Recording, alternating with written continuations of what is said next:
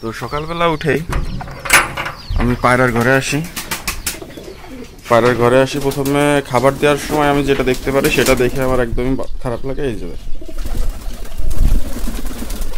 সকালবেলার রেজাল্ট আমার এইটা। তো আমি যদি খেয়াল করি এটা আপনার রাত্রি মারা গেছে, এই যে অবস্থা। তো আমি সকালবেলা উঠেই পায়রার ঘরে আসি খাবার দেওয়ার জন্য। তো খাবার দিতে এসে দেখি আমার পায়রা বাচ্চাটা বাইরে মরে আছে।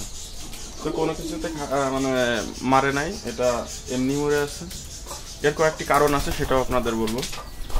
মূলত এর সাথের যে বাচ্চাটা এটা গতকালকে মারা যায়। তো গতকালকে আমি ভিডিও করি না, আমার কাছে খুব খারাপ লাগতেছিল। কারণ যে পোষা প্রাণী যদি কখনো মারা যায় সেটা অনেক খারাপ লাগে সবার ক্ষেত্রেই। তো আমি সকালবেলা যখন খাবার দেওয়ার উদ্দেশ্যে ঘরে ঢোকার সাথে সাথে আমি এটা দেখি সামনে মরে আছে। তো গতকালকে যখন একটা মরছে, আজকে একটা মরছে, অবশ্যই মনটা অনেক খারাপ। তাই আপনাদের কিছু জিনিস আমি জানাইতে চাই আজকে। তো আমি কয়েকটা ভুল করছি আমার এই আপনার যে খাঁচাটা বা খোপটা বানানোর সময় আমি মেলাগুলো ভুল করছি। যেরকমের আপনারা দেখতে পাচ্ছেন এর পাশাপাশি কয়েকটা মুখ, এই যে প্রত্যেকটার সাথে দুইটা মুখ। এটা মূলত দেওয়া হয়েছে আপনার মিস্ত্রির সুবিধার জন্য। মিস্ত্রি যখন এইভাবে কাটবে তার অনেক সময় লাগবে, কিন্তু এইভাবে যখন কাটবে তখন দুইটা মুখ একসাথে কাটতে পারবে, আর তার সময়ও কম লাগবে, কষ্টও কম হবে। তো এই কারণে প্রত্যেকটা জায়গায় সে একই সিস্টেম করছে। এতে কি হয়েছে, মিস্ত্রির কষ্ট কম হয়েছে, কিন্তু ক্ষতিটা আমার হয়েছে। এখন মনে করেন এই যে একটা ডিম পাড়ছে, এখানে সবসময় থাকে। এখন এই ঘরে অন্য একটা কবুতর ঢুকবে, তো যখন এইখানে আসে ও তো ডিম পাড়ছে, ও তখন ভাবে কি যে আমার ডিমটা ভাঙার জন্য বা নষ্ট করার জন্য আসছে। ও আক্রমণাত্মক হয়ে বাইরে চলে আসে, দুইজনে মারামারি করে। যদি আপনার এইভাবে ফাঁকা ফাঁকা হইতো, তাহলে এই খোপে থাকলে আরেকজন যদি এই খোপে ঢুকতো তাহলে কিন্তু আপনার ও দেখতে পেতো না। এতে কি হতো, দুইজনে মারামারিও করতো না। এই দেখেন আমি এই মারামারি করে, এই খোপের ডিম পাড়ে, আবার এই খোপে পাড়ে। আপনার দেখেন দুই পাশে কিন্তু দুই জোড়া থাকে, হ্যাঁ, দুই খোপে দুই জোড়া থাকে। তো এরা কিন্তু এখানে এসে প্রতিনিয়ত মারামারি করে। আর এই জন্য আমি এই জায়গায় একটা পিড়া দিয়ে রাখছি, যাতে এই পাশে না যাইতে পারে, ও এই পাশে না যাইতে পারে। তো এইভাবে আপনার কতদিন, তো এই কারণে আমার মনে করেন ডিমও নষ্ট হচ্ছে, বাচ্চা মারা যাচ্ছে। আরেকটা কারণ আছে, আমি এই যে এই খোপে যে নিচের খোপে যে মারা গেছে, তো এরা হলো নতুন, এইবারই ফার্স্ট বেবি করছে। তো এরা কি করছে, আপনার খাবার দিচ্ছে ঠিকই, কিন্তু ঠিক মতন টেক কেয়ার করতে পারতেছে না। এখন এদের উচিত ছিল যে, যেহেতু এরা পারবে না, সেহেতু আমার উচিত ছিল যে এদের আলাদা করে নিয়ে আমার নিজে হ্যান্ড ফিট করানোর, কিন্তু এটা সম্ভব না। কারণ এদের মনে করেন যে রেগুলার আমি বেশ কয়েকবার 5 থেকে 7 বার আপনার এদের মা বাপে খাবার খাওয়ায়।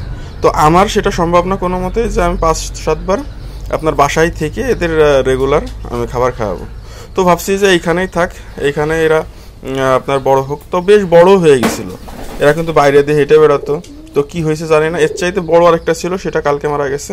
আর ঠিক এইভাবে বাইরে এসে এখন মা বাপ এদের ঠুকায় মেরে ফেলছে, এটা বোঝা যাচ্ছে না, কারণ এর গায়ে কোনো আঘাতের চিহ্ন নাই। এই বিষয়গুলো আসলে অনেক খারাপ লাগে। মাঝে মাঝে তো মনে হয় কি যে আমি কবুতর আর পড়বো না। কারণ আমি তখন আমি ভিডিও করতাম না, প্রথম আপনার যে কবুতরগুলো কিনছি, অনেক ভালো ভালো কবুতর কিনছি, অনেক মনে করেন কি যে এক্সপেন্সিভ বা অনেক দামি কবুতরই কিনছি আমি। তো কেনার পর আমার যেটা আমি সবচাইতে বেশি পছন্দ করতাম, আমি দেখতাম যে সেই কবুতরটাই মারা গেছে। তখন আমি ভিডিও করতাম না, বেশ কয়েক মাস আগে। তো আমি মাঝখানে তারপরে আমি কয়েকবার আপনার কিনা বাদ দিয়ে দিই। তারপরে যখন এই ঘরটা করি, এই ঘরটা কিন্তু বেশ কয়েক হাজার টাকা খরচ হয়েছে, অনেক খরচ করছি। আমার এই খোপটা কিন্তু অনেক বড়।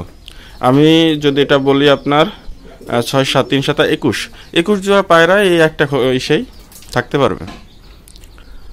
তো 21 জোড়া কবুতর একটা এসে থাকতে পারে। আমি কয়েকবার বাদও দিছি। তারপরে ভাবলাম কি যে আচ্ছা ঠিক আছে, আমি এত ভালো কবুতর না পুষে আমি কিছু কবুতর কিনি যেটা একদম কোনো রকমের মনে করেন ডিম বাচ্চা করাইতে পারবো, তো সেই ধরনের।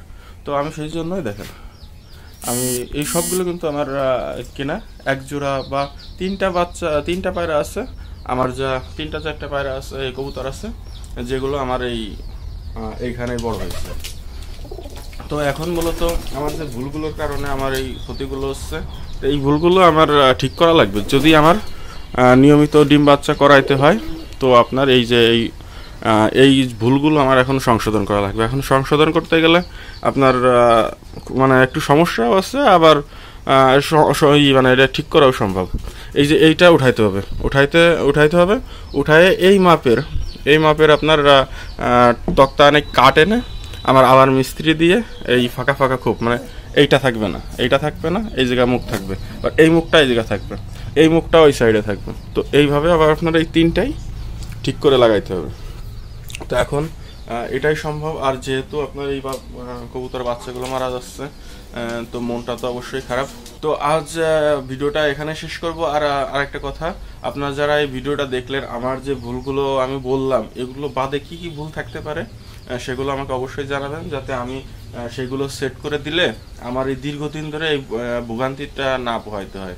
আর যারা নতুন করতে যাচ্ছেন তারাও যদি আমার ভিডিওটা দেখে থাকেন তাহলে অবশ্যই এই ভুলগুলো খেয়াল করবেন, এই ভুলগুলো কোনো মতেই করা যাবে না। তো ভিডিওটি দেখার জন্য অবশ্যই আপনাদের ধন্যবাদ জানাই। আর যারা ভিডিওটা দেখলেন অবশ্যই কমেন্ট করে জানাবেন কি করা উচিত।